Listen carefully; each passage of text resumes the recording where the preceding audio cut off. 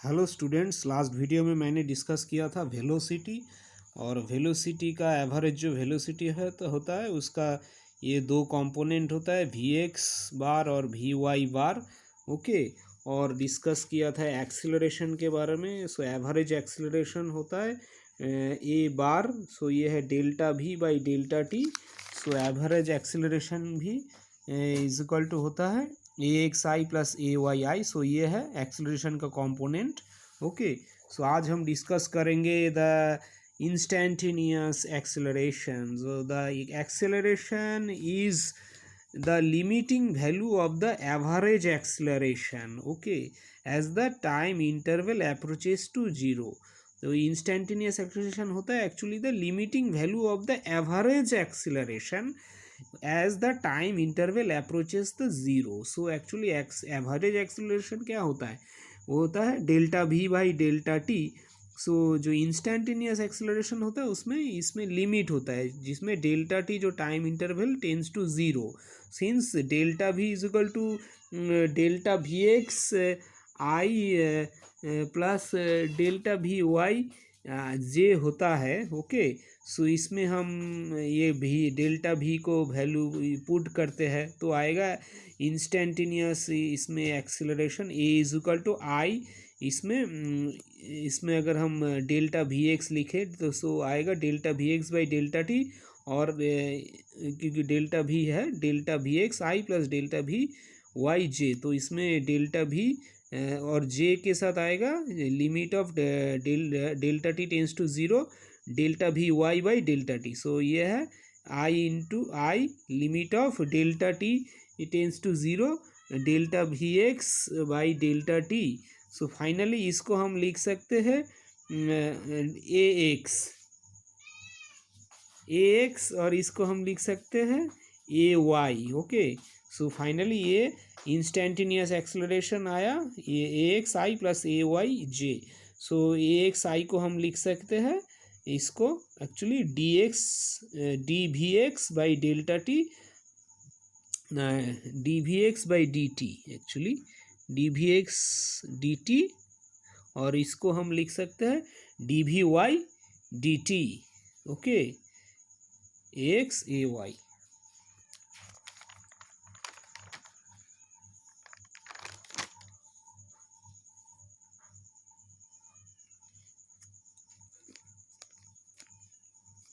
सो अभी इसको हम डिस्कस करेंगे। We can understand graphically the limiting process used in defining acceleration on a graph showing the path of the object's motion. Okay, so ये suppose ये object का जो path है, ओके, ऑब्जेक्ट का जो मोशन है इस पाथ से हो रहा है। सो ये एक पोजीशन है और ये एक दूसरा पोजीशन है। ओके, एक है पी, एक है P1। सो इनिशियली जब P है इसमें तो इसमें जो वेलोसिटी होता है वी स्मॉल वी इस डायरेक्शन में, और जब P1 होता है उसमें वेलोसिटी होता है इस डायरेक्शन में वी प्राइम। ओके। सो ये दो वेक्टर है। ओके। सो इसको हम अगर ट्राइंगल लॉ वेक्टर एडिशन से तो इसको हम अप्लाई करें इस केस में तो ये है वी का डायरेक्शन। सो ये वी का डायरेक्शन है, ये वी प्राइम का डायरेक्शन ये है वी प्राइम का डायरेक्शन। तो ये इसका पैरेलल है और इसका पैरेलल है ये। So triangle law of vector addition अगर हम अप्लाई करते हैं तो आएगा V plus delta V is equal to V prime. Okay. So finally आएगा actually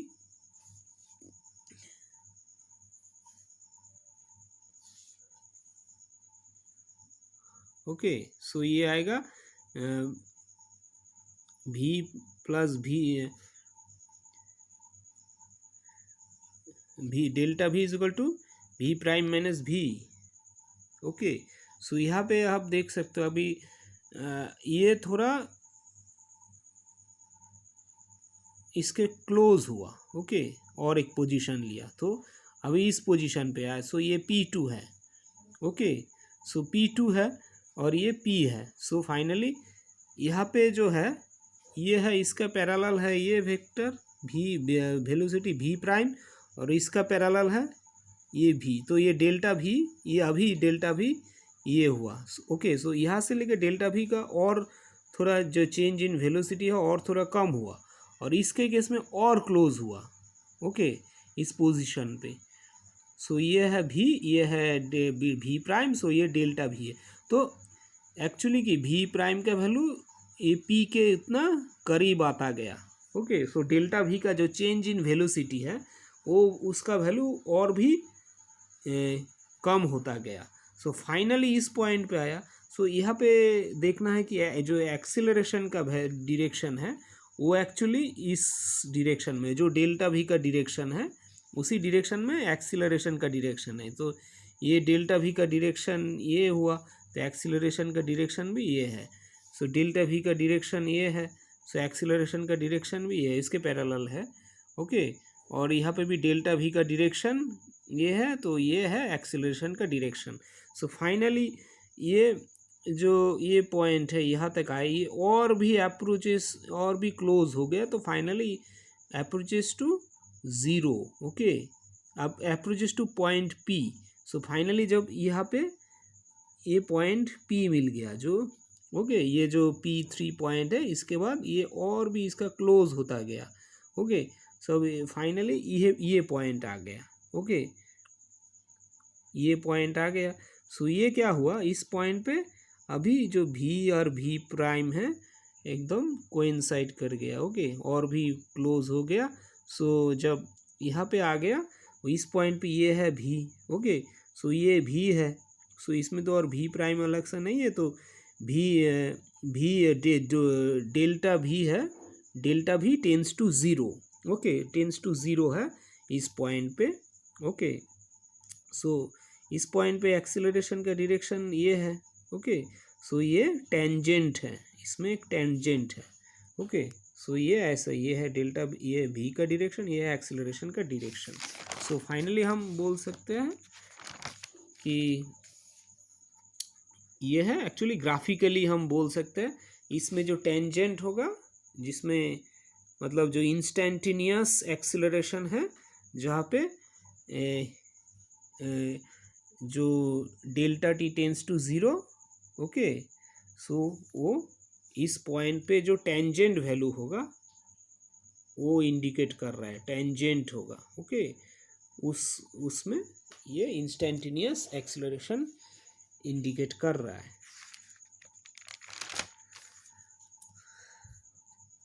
the position of a particle is given by R. Okay, ये एक प्रॉब्लम है। 3t plus 2t² plus 5k। So where t is in seconds and the coefficient have the proper units for r to be in meters. Find vt and at। v मतलब velocity, a acceleration of the particle। Find the magnitudes and direction of vt at t is equal to 1। so v is equal to है dr dt। Okay, so r दिया हुआ है, सो r को value हम put करते हैं। Okay, सो अभी इसको अगर डिफरेंशिएट करेंगे, सो इसमें आएगा t चला जाएगा, सो आएगा 3i रहेगा। इसको डिफरेंशिएटेड करेंगे तो ये 2t हो जाएगा। ओके, सो 2 इंटू 2 4t और j, और इसका डिफरेंशिएट करेंगे, इसमें तो कोई t नहीं है, तो ये कांस्टेंट है, इसमें 0 होगा। So finally v is equal to 3i plus 4tj, और एक्सेलरेशन होगा dv dt। सो इसका अगर फिर से डिफरेंशिएशन करेंगे तो इसमें तो 0 आएगा और इससे आएगा 4j। ओके, सो एक्सेलरेशन है 4 metre per second square along the y direction. y direction क्यों है, यहाँ पे j है unit vector. Okay, so at t is equal to 1 second, v is equal to 3i plus 4j। सो ये आया था v का वैल्यू। Its magnitude is v is equal to root over, ये कॉम्पोनेंट है v का। Okay, x component and y component. So ये होगा 3 square plus 4 square, so finally 5। Okay, and direction is tan theta. Okay, tan theta, theta is equal to tan inverse vy V X, इसका value अगर put किया तो tan इनवर्स 4/3 आएगा 53 degree with X axis. Okay,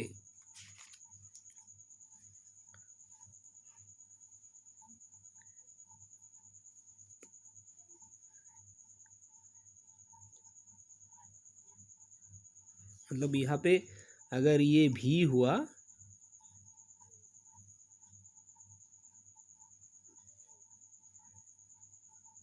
so ये है V X, ये V Y. Okay, so और ये है थीटा, सो थीटा होगा तो tan थीटा होगा V Y by V X. Okay,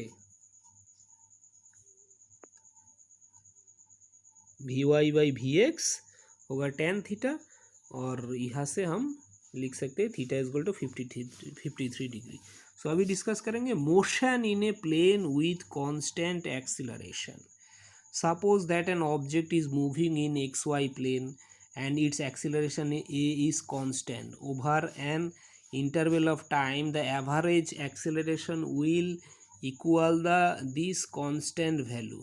Okay, now let the velocity of the object be v0 at time t0 and v at time t. Okay, v at time t.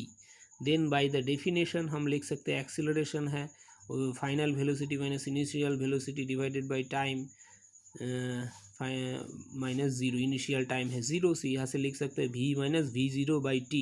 सो यहाँ से हम लिख सकते हैं v equal to v0 plus a t, इसको a से multiply करेंगे तो v equal to v0 plus a t. In terms of components, अगर कॉम्पोनेंट्स की तरफ से हम टर्म्स ऑफ डिस्कस करेंगे तो V X equal to V O X, ये है V zero X plus A X T. Okay, अभी जो डिस्कस किया जो भी है दो, ए वी एक्स और वी वाई, इस दोनों पार्ट में इसको हम दोनों कंपोनेंट्स में हम इसको रिजॉल्व करके लिख सकते हैं। Okay, v is equal to v x I plus v Y जे होता है। ओके, सो यहाँ से हम वी एक्स इक्वल टू लिख सकते वी जीरो एक्स, इस इक्वेशन से लिख सकते V zero X plus A X T, V Y equal to V zero Y plus A Y T. Let us now find how the position R changes with time. We follow the method used in the one dimensional case. Let r0 and r be the position vectors of the particle at time 0 and t, and let the velocities at this instance are be v0 and v. Okay, जब time zero में position vector है जी r0 and velocity है v0, और after time t the position vector is r and velocity is v. Then over the time interval t, the average velocity is v0 plus v by 2. So ये average velocity v0 plus v by 2. The displacement is the average velocity multiplied by the time interval. So ये displacement है r minus r0, ये है initial position, ये final position. So ये है average velocity into 2. So average v plus v0 by 2 into t. So v का value है v आया था v0 plus a T, so v है v0 प्लस ए टी, और ये है v0 divided by 2 into t. So यहाँ से हम लिख सकते हैं v0 t plus half A T square, इसी इक्वेशन से हम लिख सकते हैं। ओके, क्योंकि यहाँ पे v0 प्लस v0 है 2v0 प्लस ए टी हो। ओके, सो यहाँ पे 2v0 है तो 2 कट जाएगा तो आएगा v0 t plus half A T square. So finally यहाँ से हम लिख सकते हैं r equal to r0 plus v0 t, क्योंकि यहाँ पे r ये था r minus r0 is equal to ये था r minus r0। Okay, so r equal to r0 plus v0 t plus half A T square. It can be easily verified that the derivative of the equation dr dt, इसको अगर derivative करते हैं सो finally आएगा dr dt है, dr dt का होगा ये v। Okay, सो इसको डेरिवेटिव करेंगे तो जीरो होगा, कांस्टेंट है, और इसको डेरिवेटिव करेंगे तो आएगा सिर्फ v रहेगा, क्योंकि ये t नहीं रहेगा अगर डेरिवेटिव करेंगे तो डी आर डी टी करेंगे तो अगर डेरिवेटिव किया with respect to T, okay, और इसको करेंगे तो ये हाफ इंटू ए, ये तो कांस्टेंट है, और टू टी स्क्वायर हो जाएगा 2t, ओके, 2t हो जाएगा, सो 2 कट जाएगा, सो फाइनली रहेगा 80, सो ये v is equal to v0 plus 80. It also satisfy the condition that at t is equal to 0 r is equal to 0. तो t का value अगर हम 0 पुट करेंगे तो r का वैल्यू r0 होगा. So equation can be written in component form as x equal to x0, okay. इसी इक्वेशन को अगर हम कॉम्पोनेंट फॉर्म में लिखेंगे, so x equal to x0 x component में, so v0x t plus half ax t square, और y लिखेंगे y equal to y0 plus v0y, इसी इक्वेशन को हम लिखेंगे, okay, y t plus half ay t square. So one immediate interpretation of the above equation is that the motion in xy direction can be treated independently for each other. That is, the motion in a plane, two dimension, can be treated as two separate simultaneous one dimensional motion with constant acceleration along the two perpendicular directions. Okay, the relative velocities in two dimension. The concept of relative velocity for motion along a straight line can be easily extended to include motion in a plane or in 3 dimensions. Okay, जो पहले discuss किया था relative velocity और motion in straight line, उसको और भी extend किया जा सकता है 2 dimension और 3 dimension में. Suppose that two objects A and B are moving with a velocities VA and VB. Then velocity of object A relative to that of B is VAB. So वो है VA minus VB, पहले ये discuss किया था. So and similarly the velocity of object B relative to that of A is VBA equal to VB minus VA. Therefore VAB minus equal to minus VBA. So यहाँ पे अगर mod लिया तो same होगा. Okay, अभी discuss करेंगे projectile motion. An object that is in flight after being thrown or projected is called a projectile. Such a projectile might be a football, a cricket ball, a baseball or any other object. The motion of a projectile may be as a result of two separate components of motion. One component is along horizontal direction without any acceleration, and the other the vertical direction with constant acceleration due to the force of gravity. It was Galileo who first stated that horizontal and vertical components of projectile motion are independent. In our discussion, we shall assume that the air resistance has negligible effect on the motion of the projectile. Suppose that the projectile is launched with a velocity v0. Okay, so ये projectile motion है. Suppose initially उसको launch किया गया जब यहाँ से, उसका initial velocity है v0. Okay, that the makes an angle theta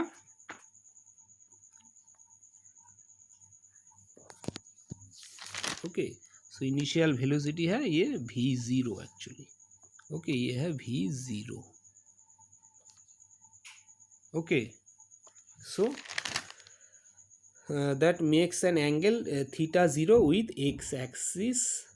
okay, ये एक्स एक्सिस है, ये एक्स एक्सिस के साथ ये थीटा 0 इनिशियली इस डायरेक्शन में है. ये प्रोजेक्टाइल मोशन का पाथ है. ओके, सो इनिशियली ये v0 है, इस डायरेक्शन में, इस पॉइंट पे ये डायरेक्शन ऐसे है, वेलोसिटी इनिशियल वेलोसिटी, और ये एक्स एक्सिस के साथ थीटा 0 एंगल कर रहा है. Okay, makes an angle theta 0 with x axis. That object has been projected. The acceleration acting on it is that due to the gravity which is directed vertically downward. So इसमें जो acceleration होगा वो acceleration due to gravity है जो vertically downward direction में है. सो ए is equal to minus जे है along Y axis. सो ये एक्सीलरेशन ड्यू टू ग्रेविटी. और a x equal to 0. So यहाँ पे तो एक्सीलरेशन नहीं है x along x axis. So A x equal to 0, a y is equal to minus g. So ये इस डायरेक्शन में है। ओके, सो ये तो इसका acceleration, okay, so along y direction the components of initial velocity v0 are v0x equal to v0 cos theta 0 and v0y is equal to v0 sin theta 0। So इसका जो component होगा, सो ये है v0 cos theta 0 और ये है v0 sine theta 0। Okay, क्योंकि ये थीटा 0 है, सो इसमें ये v0 cos थीटा 0, ये v0 sine theta 0। If we take the initial position to be the origin of the reference frame as shown in figure, okay, we have x0 equal to 0 and y0 equal to 0। So ये initial position है।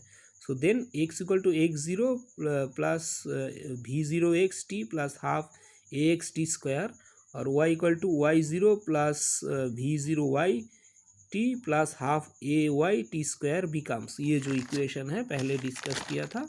Okay, ये equation can be written ये okay इस equations को। सो ये equation क्या होगा, तब ये इक्वेशन हो जाएगा, इसके जगह x0 के जगह 0 हो जाएगा, y0 के जगह 0 हो जाएगा और यहाँ पे हम v0x के जगह लिखेंगे v0 cos theta 0। Okay, v0 cos theta 0 और t है। ओके, और यहाँ पे तो एक अलोंग x डायरेक्शन में तो यहाँ पे तो ax0 है, क्योंकि इस डायरेक्शन में अलोंग x डायरेक्शन में तो कोई एक्सेलरेशन है ही नहीं, वो इस तरफ एक्सेलरेशन है अलोंग y एक्सिस, अलोंग एक एक्सिस के तरफ कोई एक्सेलरेशन है ही नहीं। सो यहाँ पे भी y0 इज इक्वल टू 0 और v0y है v0 साइन थीटा 0 और ये t है, ये वैल्यू पुट किया। ओके, ये दो वैल्यू पुट किया यहाँ पे और हाफ माइनस है, यहाँ पे ay होगा g minus half minus g होगा ay का वैल्यू। सो ये minus half g t square. Okay, so equation the components of velocity at time t can be obtained using vx equal to v0x plus axt। so components of velocity ये भी हमने discuss किया था। Okay, components of velocity vx equal to v0x plus axt and vy equal to v0y plus ayt। so ये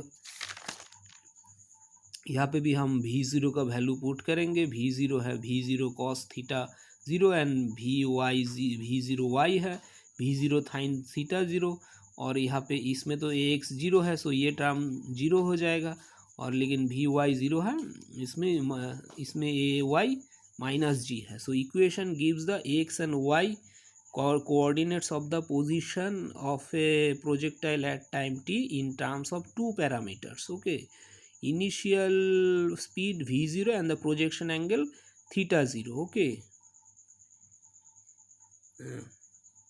one of the components of velocity, that is x components, remains constant। x component तो ये तो constant ही होगा, इसमें तो कोई change नहीं होगा क्योंकि initial theta 0 fixed है, v0 initial velocity constant है। Okay, through out the motion and only the y component changes। y components क्यों चेंज हुआ, ये टाइम, ये जितना टाइम चेंज होगा टाइम के साथ साथ ये पार्ट चेंज होगा तो y components चेंज होता जाएगा। Throughout the motion changes like an object in free fall in vertical direction. So ये क्वेश्चन चेंज होता जाएगा लेकिन ये कांस्टेंट रहेगा।